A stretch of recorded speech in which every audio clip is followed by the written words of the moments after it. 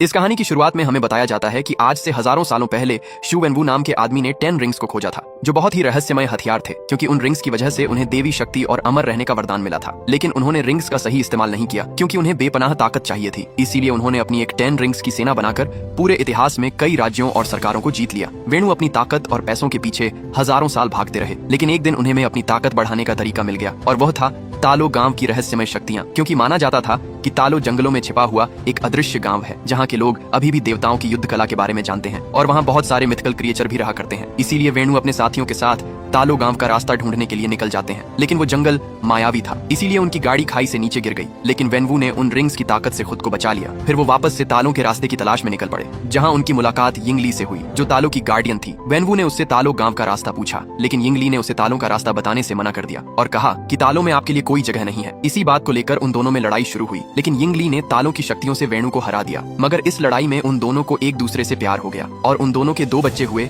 शंगची और श्यालिंग वेणु को अब अपना परिवार मिल गया था, इसीलिए उसने अब सब बुरे काम छोड़ दिए और उन रिंग्स को भी एक बॉक्स में बंद कर दिया। अब वो खुशी से रहने लगे थे। शांग अपनी माँ से पूछता है कि अगर डेड के रिंग्स इतने ताकतवर थे तो आपने उन्हें कैसे हरा दिया। तो यिंगली उसे बताती है कि जहाँ से मैं हूँ वहाँ के सभी लोगों को महारक्षक ड्रैगन की जादुई शक्तियों का वरदान मिला है, और जिस पर हमारे ड्रैगन की कृपा होती है वह कहीं बड़े बड़े कारनामे कर सकता है। यिंगली अपने बेटे को एक लॉकेट देती है और उसे कहती है कि जब भी तुम्हें लगे कि तुम रास्ते से भटक गए हो तो तुम्हें घर का रास्ता दिखाएगा, इसीलिए हमेशा इसे अपने पास रखना। अभी इनका पूरा परिवार खुश था, लेकिन एक दिन जब वेणु घर पर नहीं थे तभी आयरन गैंग के लोग उनके घर पर आ गए। क्योंकि वेणु ने पहले उन्हें मिटाने की कोशिश की थी, इसलिए वह अब अपना बदला लेना चाहते थे। यह देखकर यिंगली ने शंगची और श्यालिंग को अंदर भेज देती है। फिर यिंगली आयरन गैंग का सामना करने के लिए तैयार हो जाती है। लेकिन अब यिंगली के पास अपनी पावर नहीं थी, क्योंकि उसने वेणु से शादी करने के लिए अपनी सारी शक्तियां त्याग दी थी, इसलिए वह आयरन गैंग का सामना नहीं कर पाती। वेणु जब घर आकर यिंगली की लाश देखता है तो अंदर से पूरी तरीके से टूट जाता है, और अब वो वापस उन रिंग्स को पहनकर नरसंहार करना शुरू कर देता है। अब वो शंगची को भी मार्शल आर्ट की ट्रेनिंग देना स्टार्ट कर देता है, और कुछ ही सालों में शंगची मार्शल आर्ट में माहिर हो जाता है। तो वेणु ने 14 साल की उम्र में आयरन गैंग के लीडर का मर्डर करने के लिए भेजते हैं। वो शंगची को कहते हैं कि हमने तुम्हारी माँ के कातिल को ढूंढ लिया है, इसलिए उसे खत्म करना तुम्हारा फर्ज भी है और हक भी। इसीलिए जब तुम वापस लौटोगे तो फिर से 10 रिंग्स के सामने दुनिया झुक जाएगी। फिर शंगची अपने मिशन पर निकल जाता है, लेकिन वो अपने मिशन को पूरा करने के बाद सेंट फ्रांसिस को भाग जाता है, क्योंकि उसे लगता था कि वो ये सब गलत कर रहा है, और अपना नाम बदलकर शोन रख लेता है। फिर हमें प्रेजेंट का सीन दिखाया जाता है, जहां शंग सुबह जल्दी उठकर केटी के घर की तरफ निकल जाता है, क्योंकि वो और केटी पिछले 10 सालों से काफी अच्छे दोस्त हैं, और अब वो साथ में कार पार्क करने का काम किया करते थे। एक दिन जब वो बस से अपने काम पर जा रहे होते हैं तो कुछ 10 रिंग्स आदमी के लोग उन पर हमला कर देते हैं, जिन्होंने शंगची के गले में लगे लॉकेट को लेने के लिए भेजा था। शांग उन्हें वो लॉकेट नहीं देना चाहता था, क्योंकि उसकी माँ की आखिरी निशानी थी, इसीलिए उस पर हमला कर देता है और उन सभी आदमियों को मार देता है। लेकिन तभी रेजर फिस्ट उस पर हमला कर देता है, क्योंकि रेजर फिस्ट 10 रिंग्स का सबसे खतरनाक योद्धा था, और उसकी तलवार किसी भी चीज को काट सकती थी। शंग उसके वार से बचता जाता है, लेकिन रेजर फिश की तलवार की वजह से उस बस के ब्रेक फेल हो जाते हैं, जिससे वो बस आउट ऑफ कंट्रोल हो जाती है, और बस ड्राइवर भी बेहोश हो जाता है। तो केटी बस को चलाने लगती है और शांग रेजर फिस्ट से लड़ने लगता है, लेकिन रेजर फिस्ट की तलवार की वजह से बस के 2 हिस्से हो जाते हैं। यह देखकर शांग सभी लोगों को दूसरी साइड पर ले जाता है, और वो रेजर फिस्ट को धक्का देकर बस के बैक साइड में पटक देता है, जिससे वो डिब्बा अलग होकर क्रैश हो जाता है। लेकिन रेजर फिस्ट शंगची से रॉकेट लेने में कामयाब हो गया था। फिर दिखाया जाता है कि जब शंग घर वापस आता है तो मकाओ जाने की तैयारी करने लगता है, क्योंकि उसे पता था कि उसकी माँ ने उसकी बहन को भी सेम लॉकेट दिया था, इसीलिए उसे हासिल करने के लिए उसके पीछे जरूर जाएंगे। केटी शंग से पूछती है कि ये सब क्या चल रहा है और तुम कौन हो। तो शांग उसे बताता है कि जिन गुंडों ने हम पर हमला किया था वो गुंडे मेरे डैड ने भेजे थे, और अब वो मेरी बहन पर अटैक करेंगे, इसीलिए अब मुझे जाना ही होगा, क्योंकि ये मेरी बहन का सवाल है। केटी से कहती है कि मैं भी तुम्हारे साथ चल रही हूँ। फिर वो दोनों प्लेन से मकाओ जाने के लिए निकल जाते हैं, जहाँ रास्ते में शांग केटी को अपनी सारी स्टोरी बताता है, लेकिन उसे झूठ कहता है कि मैंने वो मिशन पूरा नहीं किया। वो दोनों मकाओ पहुंचते हैं, जहाँ वो इलीगल फाइट क्लब में जाते हैं, क्योंकि श्यालिंग ने उसे जो पोस्ट कार्ड भेजा था उस पर यही का एड्रेस था। शांग केटी के साथ लिफ्ट से ऊपर जाता है, लेकिन धोखे से शांग से कॉन्ट्रैक्ट शांगो 9 करवा लिया जाता है, क्योंकि शांग ने बस में जो फाइट की थी उसका वीडियो वायरल हो गया था, इसलिए उसे फाइट के लिए तैयार करते हैं, क्योंकि उनकी एक कंपनी डार्क वेब पर लाइव स्ट्रीम करती थी,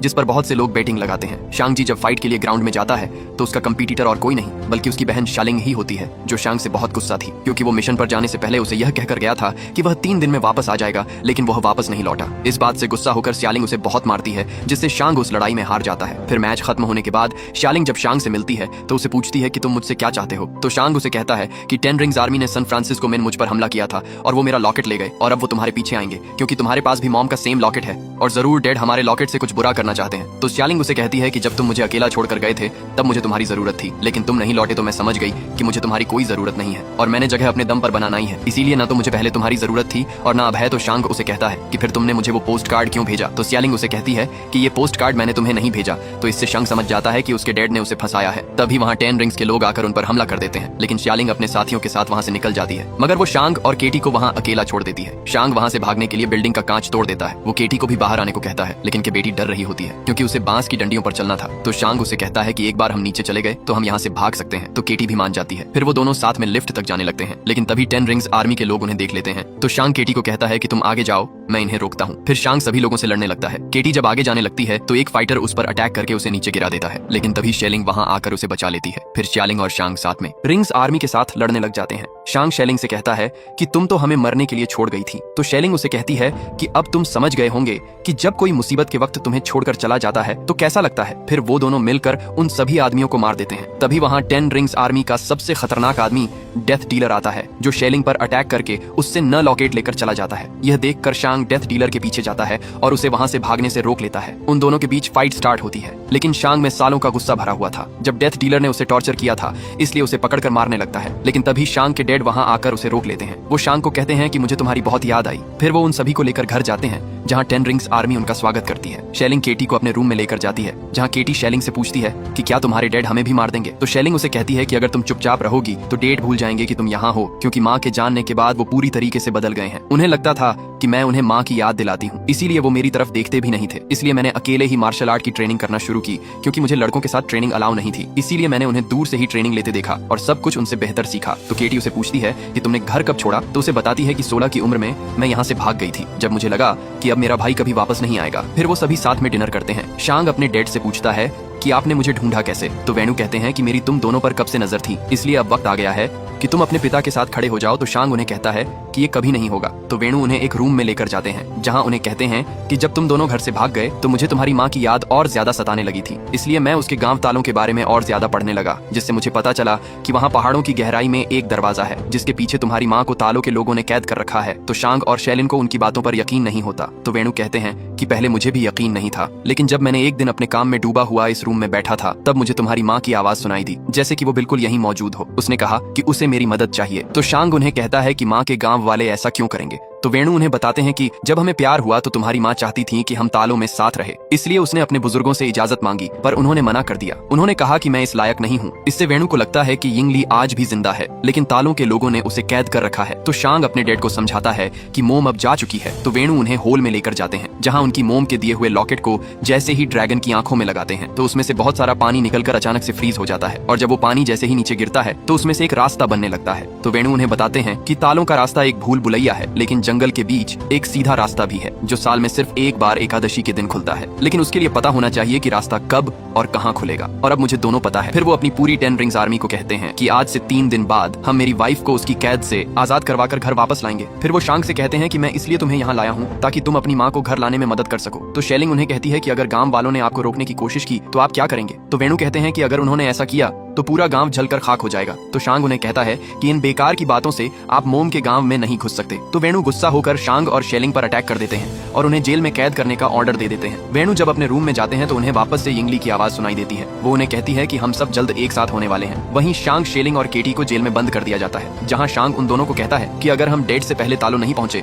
तो फैमिली की बची कुछ निशानियां भी खत्म कर देंगे। तभी उन्हें वहाँ कुछ आवाजें सुनाई देने लगती हैं, और जब वो उस तरफ जाते हैं तो देखते हैं कि वहाँ एक कलाकार होता है जिसका नाम ट्रेवर स्लेटरी होता है। ट्रेवर उन्हें अपनी स्टोरी बताता है कि कुछ समय पहले एक प्रोड्यूसर ने उसे टेररिस्ट का रोल दिया था, लेकिन वो ट्रेवर को बेवकूफ बना रहा था क्योंकि वो प्रोड्यूसर खुद ही एक टेररिस्ट था। इसलिए जब ट्रेवर ने टेररिस्ट का रोल किया तो पुलिस को लगा कि वो एक टेररिस्ट है, इसलिए उन्होंने उसे पकड़कर जेल में डाल दिया, और उसके बाद वेणु ने उसे वहां से छुड़वाया ताकि वो उसे मार सके। लेकिन जब ट्रेवर ने उनके सामने परफॉर्म किया तो उनका दिल पिघल गया, और तब से ही ट्रेवर उनके लिए हर हफ्ते शो करता है। तभी वहाँ एक मिथिकल क्रिएचर आ जाता है जिसे देखकर केटी और शांग काफी डर जाते हैं क्योंकि उसका सिर नहीं होता। तो ट्रेवर उन्हें बताता है कि ये मोरिस है और ये मुझसे बातें कर सकता है। फिर ट्रेवर उन्हें कहता है कि मोरिस कह रहा है कि ये तुम्हें जानता है क्योंकि ये तुम्हारी मोम के साथ तालों में बड़ा हुआ था, लेकिन तुम्हारे पिता ने मायावी जंगल में रास्ता ढूंढते वक्त इसे वहाँ से चुरा लिया था और अब ये चाहता है कि तुम इसे घर ले जाओ। तो शांग उन्हें कहता है कि अगर मेरे बस में होता तो मैं इसे वापस जरूर लेकर जाता, लेकिन मेरे डैड के हिसाब से वो रास्ता सिर्फ साल में एक ही बार खुलता है। तो ट्रेवर कहता है कि मोरिस कह रहा है कि यह तुम्हें अभी भी वहाँ लेकर जा सकता है और तुम उस भूल भुलिया को पार कर सकते हो, लेकिन यह बहुत खतरनाक है क्योंकि आज तक इसे कोई जीते जी पार नहीं कर पाया। तो केटी उसे कहती है कि हम यहाँ से कैसे निकलेंगे। तभी शेलिंग वहाँ सुरंग का रास्ता ढूंढ लेती है और वो शांग को बताती है कि डैड ने पूरे कॉम्प्लेक्शन की गाड़ी लेकर निकल जाते हैं, लेकिन गार्ड को इस बारे में पता चल जाता है, इसलिए वह वहाँ उन्हें रोकने के लिए आ जाते हैं। तो वो दूसरे रास्ते से वहाँ से भागने लगते हैं, लेकिन वो रास्ता सिर्फ फिंगरप्रिंट से ही खुलता था, इसलिए जब 10 रिंग्स आर्मी के लोग उन्हें रोकने की कोशिश करते हैं तो वो एक एक करके सबको मारने लगते हैं और एक आदमी की मदद से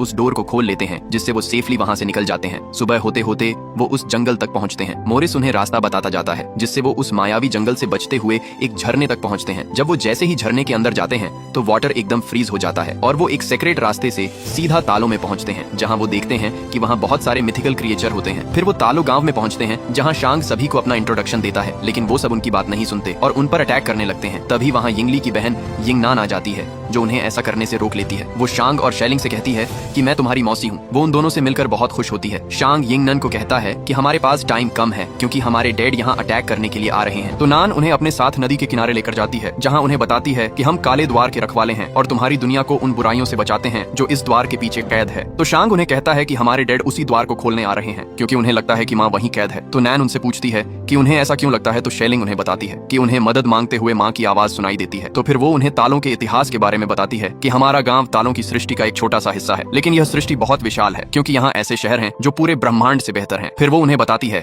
कि हजारों सालों पहले तक हमारे लोगों के बीच शांति और समृद्धि थी, लेकिन उस शांति को अंधेरे के हेवान ने भंग कर दिया क्योंकि वो अपने साथ पूरी आत्मा भक्षक की फौज लाया था। उसके रास्ते में जो भी इंसान आता उसकी फौज उसे निकल जाती और हर आत्मा के साथ उसकी शक्ति बढ़ती जाती, जिससे उसने हमारी दुनिया को खत्म कर दिया। फिर वो तुम्हारी दुनिया का विनाश करने के लिए आगे बढ़ा। तब तुम्हारी दुनिया को नष्ट होने से बचाने के लिए हमारे तालों के नेताओं ने अपने सबसे शूरवीर को भेजा, लेकिन हमारे पूर्वज उन काली शक्तियों के सामने नहीं टिक पाए। फिर एक दिन महारक्षक ड्रैगन ने हमारी मदद की और हमारी हार को जीत में बदल दिया। उन्होंने हमारे साथ मिलकर उस अंधेरे के हैवान और आत्मा भक्षकों की फौज को इस काले द्वार के पीछे बंद कर दिया और हमारे महारक्षक की जादुई शक्तियों के वरदान से हम तालों के लोगों ने आज तक इस काले द्वार की रक्षा की है और करते रहेंगे। फिर वह उन्हें यह भी बताती है कि तुम्हारे पिता अकेले नहीं हैं जो इस द्वार को खोलना चाहते हैं, क्योंकि सदियों से काफी लोगों ने इस द्वार को खोलने की कोशिश की मगर वो नाकामयाब रहे। लेकिन उन सब में एक बात कॉमन थी कि उन सभी को ऐसी आवाज सुनाई देती थी जो उन्हें हर ख्वाहिश को पूरा करने का ख्वाब दिखाती थी। फिर वो उन्हें यह भी बताती है कि आत्मा भक्षक जानते हैं कि वो 10 रिंग्स की ताकत से आजाद हो सकते हैं, इसलिए वो तुम्हारे पिता को तुम्हारी माँ की आवाज में पुकार रहे हैं। फिर नैन शांग और शेलिंग को अपने पूर्वजों के रूम में लेकर जाती है, जहाँ उन्हें बताती है कि तुम्हारी माँ जानती थी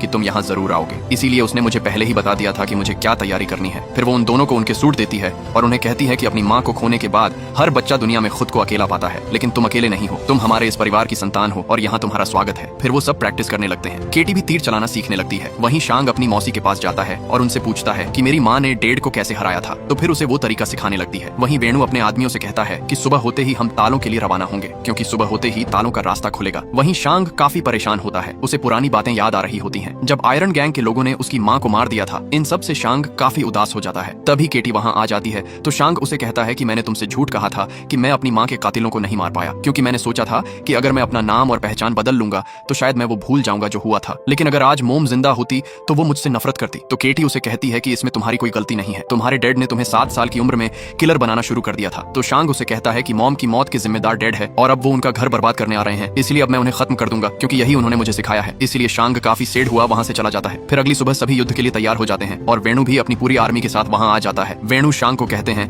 कि तुम उन्हीं की मदद करने आ गए जिन्होंने तुम्हारी माँ को कैद किया है। तो नैन कहती है कि वो वहाँ नहीं है, वो एक हैवान है जो तुम्हें गुमराह करके सबका सर्वनाश करना चाहता है। तो वेणु उनकी बात नहीं सुनता और उन पर अटैक करने लगता है और उन सभी के बीच फाइट स्टार्ट होती है। वेणु उस द्वार को खोलने के लिए आगे बढ़ता है तो शांग उन्हें रोकने जाता है। तो वेणु से कहते हैं कि तुम मुझसे अकेले लड़ने की बेवकूफी करोगे। तो शांग उन्हें कहता है कि मैं आपसे नहीं डरता। फिर उस पर अटैक कर देते हैं और उसे कहते हैं कि तुम तो पूरी जिंदगी मुझसे डर कर भागते रहे, तुम वहीं थे जब वो तुम्हारी माँ को मारने आए, लेकिन तुमने कुछ नहीं किया। तो शांग उन्हें कहता है कि माँ के बाद हमें आपकी जरूरत थी, लेकिन आपने हमें छोड़कर उन रिंग्स को चुना। यह कहकर उन्हें मारने लगता है। फिर शांग उन्हें कहता है क्या आपको लगता कि माँ आपके पास वापस आ जाए, लेकिन क्या वो आप जैसे इंसान के पास वापस आना चाहेगी। तो इससे गुस्सा होकर शांग पर सारी रिंग से अटैक कर देते हैं, जिससे शांग दूर पानी के अंदर चला जाता है। फिर वेणु उस द्वार की तरफ बढ़ते हैं क्योंकि अभी भी उन्हें यिंगली की मदद मांगती हुई आवाजें सुनाई दे रही थी। वो उस द्वार को तोड़ने के लिए रिंग से अटैक करने लगते हैं, जिससे उस द्वार में से आत्मा भक्षक भान निकलने लगते हैं। शेलिंग सभी को कहती है कि अगर हम साथ मिलकर नहीं लड़े तो सब के सब मारे जाएंगे क्योंकि तुम्हारे हथियार उनके सामने बेकार हैं। तो रेजर फिस्ट उन्हें कहता है कि हमें तुम्हारी मदद नहीं चाहिए, हम 10 रिंग्स रिंग्स हैं, तभी आत्मा भक्षक डेड डीलर की आत्मा को निकालकर उसे मार देता है। 10 रिंग के लोग उसे बचाने की बहुत कोशिश करते हैं, लेकिन उनके हथियारों का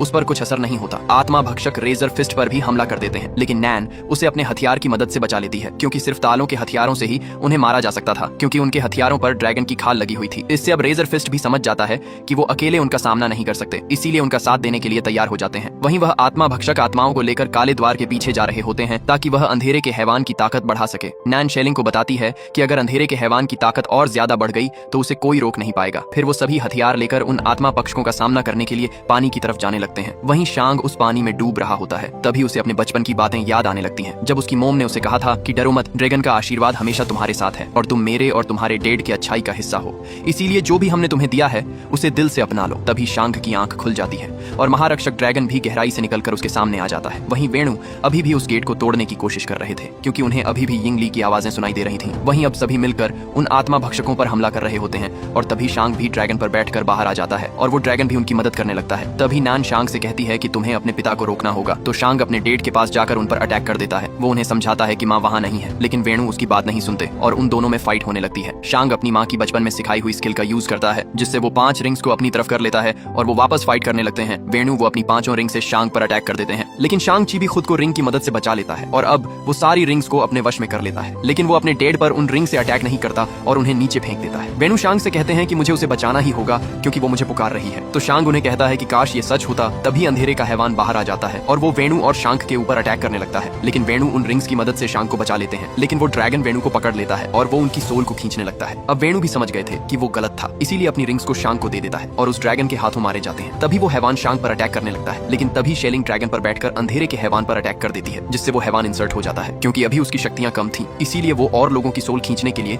गांव की तरफ बढ़ने लगता है। यह देखकर शांग उस काले द्वार को पत्थरों की मदद से बंद कर देता है और ड्रैगन पर बैठकर गांव की तरफ बढ़ने लगता है, ताकि वो उसको रोक सके। ड्रैगन अपनी पावर से हैवान पर अटैक कर देता है और उसे अपनी पानी की शक्तियों से पकड़ लेता है। लेकिन तभी आत्मा भक्षक बहुत सारी आत्माओं को पकड़कर हैवान के मुंह में डाल देते हैं, जिससे उसकी शक्तियां और ज्यादा बढ़ जाती हैं और वो ड्रैगन की पकड़ से आजाद हो जाता है। फिर वो हैवान ड्रैगन को पकड़कर उसकी सोल को निकालने लगता है। वहीं ग्वांगबो केटी से कहते हैं कि अगर हैवान को हमारे ड्रैगन की आत्मा मिल गई तो उसे कोई नहीं रोक पाएगा, इसीलिए हमें उसके गले पर निशाना लगाना होगा। वो साथ में उस पर निशाना लगाने लगते हैं, लेकिन तभी एक आत्मा भक्षक ग्वांगबो को पकड़कर उसकी आत्मा निकाल लेता है। यह देखकर केटी काफी डर जाती है, क्योंकि उसके पास एक ही तीर बचा हुआ था और उसने अभी एक दिन पहले ही तीर चलाना सीखी थी। वहीं वो हैवान शेलिंग को भी पकड़कर उसे मारने लगता है, लेकिन शांग अपनी बहन का हाथ पकड़ लेता है। शेलिंग उसे कहती है कि तुम्हें मेरा हाथ छोड़ना होगा, वरना वो हैवान ड्रैगन की आत्मा निकाल लेगा। तो शांग उसे कहता है कि मैं तुम्हें दोबारा नहीं छोड़ सकता। वो हैवान ड्रैगन की आत्मा निकलने लगता है, लेकिन तभी केटी उस हैवान के गले पर निशाना लगा देती है और उसका निशाना एकदम सही लगता है। ड्रैगन की सोल निकलने से बच जाती है। ड्रैगन हैवान को नीचे पानी के पास लेकर जाता है और उसे अपनी पावर की मदद से पकड़ लेता है। शांग अपनी रिंग्स की मदद से उस हैवान पर जाकर उन रिंग्स को हैवान के सीने में भर देता है और उन रिंग्स को कामयाब स्टाइल में मूव करके उस ड्रैगन को मार देता है, जिससे सारे आत्मा भक्षक भी मर जाते हैं। फिर ड्रैगन शेलिंग और शांग को लेकर